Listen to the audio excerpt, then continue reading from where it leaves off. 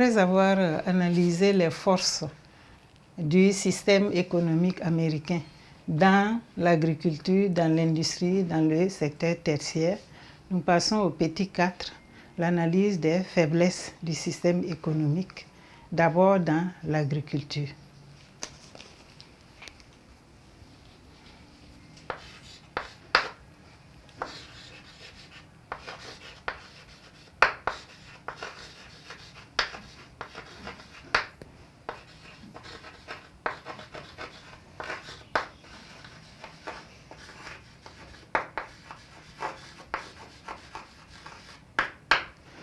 Si les États-Unis possèdent de nombreuses forces dans l'agriculture, il y a aussi des faiblesses. Et les faiblesses se résument en la surproduction. Effectivement, la recherche délibérée des terres dans le but d'avoir le maximum de profit a conduit à une production qui dépasse la consommation nationale et même au niveau de l'exportation, il y a des problèmes. Donc cette surproduction est un gros problème de l'économie américaine. Il y a aussi l'érosion constante des sols parce que l'économie américaine, l'agriculture américaine utilise beaucoup la mécanisation et les labours profonds entraînent une érosion des sols et l'érosion des sols peut à la longue nuire sur la production, les rendements. Il y a aussi l'épuisement des ressources en eau. C'est une agriculture qui utilise beaucoup l'irrigation comme technique pour augmenter la production, surtout dans les zones sèches. Et cette irrigation à grande échelle entraîne un épuisement des ressources en eau parce qu'il y a beaucoup de gaspillage. Et enfin, il y a la concurrence extérieure. Les États-Unis d'Amérique produisent beaucoup de produits agricoles qui sont vendus sur le marché international. Mais ces productions rencontrent la concurrence de nombreux pays, notamment les pays de l'Union européenne, les pays de l'Asie, en particulier la Chine, qui est un grand producteur agricole. C'est vrai que les États-Unis sont donc une puissance agricole, mais cette puissance agricole rencontre la concurrence rude de la Chine, qui est en tout cas une grande puissance agricole également. Donc voilà ce que nous pouvons relever comme faiblesse dans le domaine de l'agriculture. En ce qui concerne l'épuisement des ressources en eau, c'est un problème parce qu'il y a un recours excessif à l'irrigation, comme je l'ai dit, et selon les méthodes qui sont utilisées, c'est une méthode d'aspersion. Et l'aspersion entraîne un gaspillage énorme des ressources en eau. Parce que cette aspersion, pour eux, ça permet de couvrir les grandes surfaces. Parce que les exploitations agricoles aux États-Unis sont grandes, en moyenne 160 hectares. Il faut donc utiliser, si on veut pratiquer l'irrigation, ce n'est pas avec les méthodes archaïques, il faut utiliser des méthodes qui s'y adaptent. Par exemple, l'aspersion. Mais cette méthode est vraiment une méthode qui gaspille l'eau. Voilà ce que nous pouvons retenir donc, en ce qui concerne les faiblesses de l'agriculture. Après les faiblesses dans le domaine de l'agriculture, nous passons au petit 5, les faiblesses dans le domaine de l'industrie.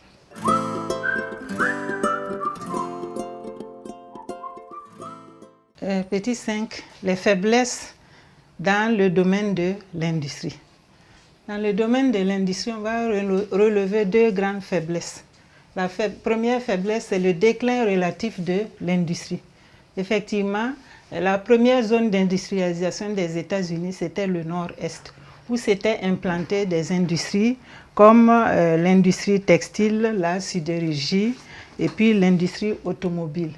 Mais ces industries connaissent vraiment des difficultés depuis les années 70 à 80 parce qu'il y a pour la plupart des concurrents asiatiques. Et donc, il y a aussi la baisse et la main-d'œuvre qui est devenue chère. Et donc, ces industries connaissent des difficultés.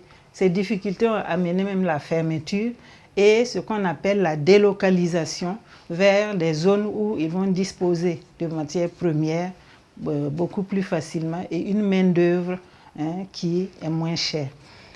Le deuxième problème, la deuxième faiblesse, c'est la concurrence étrangère. Les États-Unis rencontrent une rude concurrence dans plusieurs domaines de l'industrie. Par exemple, dans l'industrie automobile avec la concurrence japonaise, hein, dans l'industrie donc des des jouets, par exemple la concurrence chinoise. Nous avons également le domaine du textile avec la concurrence chinoise, la concurrence de pays asiatiques comme l'Inde, la Malaisie. Et nous avons la concurrence européenne dans des produits de base et puis dans des industries de pointe comme l'industrie aéronautique où Boeing américain est en concurrence avec les industries européennes. Voilà. Donc, deux grands problèmes auxquels il faut trouver des solutions pour que l'industrie américaine puisse maintenir sa place au niveau mondial. Après, donc, les faiblesses dans l'industrie, nous allons passer au petit 6, les faiblesses dans le domaine du tertiaire.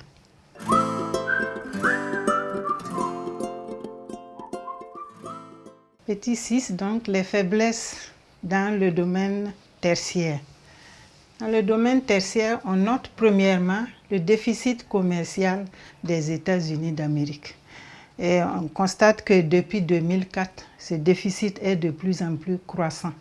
Et entre 2023 et 2024, on a constaté une augmentation de 17%. Et on peut dire que cette augmentation est due surtout au poids des importations en énergie. Parce que les États-Unis, ils ont beaucoup de réserves d'énergie, mais ils préfèrent garder ça et importer l'énergie, donc de manière à préserver leurs ressources énergétiques. Ils utilisent tous les moyens pour avoir de l'énergie à l'étranger. Le deuxième problème, c'est le déficit budgétaire. Lui aussi, il est de plus en plus croissant. Troisièmement, par rapport au déficit budgétaire, on peut dire que les États-Unis, en 2024, quatrième trimestre 2024, ils ont un déficit budgétaire de 711 milliards de dollars. Donc, c'est beaucoup, soit 200 milliards de dollars de plus. C'est vraiment énorme. Ça fait environ 40% de plus. Le troisième problème, c'est la fébrilité du marché boursier. Les États-Unis, pour le moindre incident en bourse, il y a des perturbations. Et ces perturbations sont un gros problème. Parce que les bourses, là, les deux plus grandes bourses mondiales sont situées aux États-Unis. La bourse de Wall Street et la bourse de Times Square. Et donc, s'il y a des perturbations là-bas, ça nuit à la puissance financière des États-Unis d'Amérique. Aux États-Unis, 63% des valeurs cotées dans le monde se situent aux États-Unis, ce qui montre vraiment leur puissance financière. Et si cette puissance venait à être ébranlée par le moindre incident, c'est dramatique pour l'économie américaine.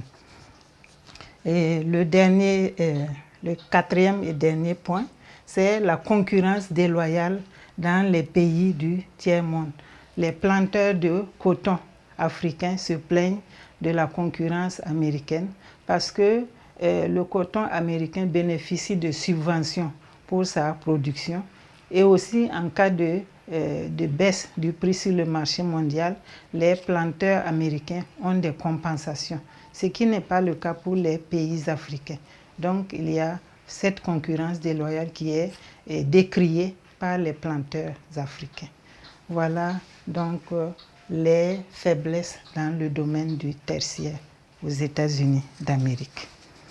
Et après donc l'analyse des forces et des faiblesses du système économique américain, nous allons passer au grand 4, les manifestations de la puissance américaine dans le monde.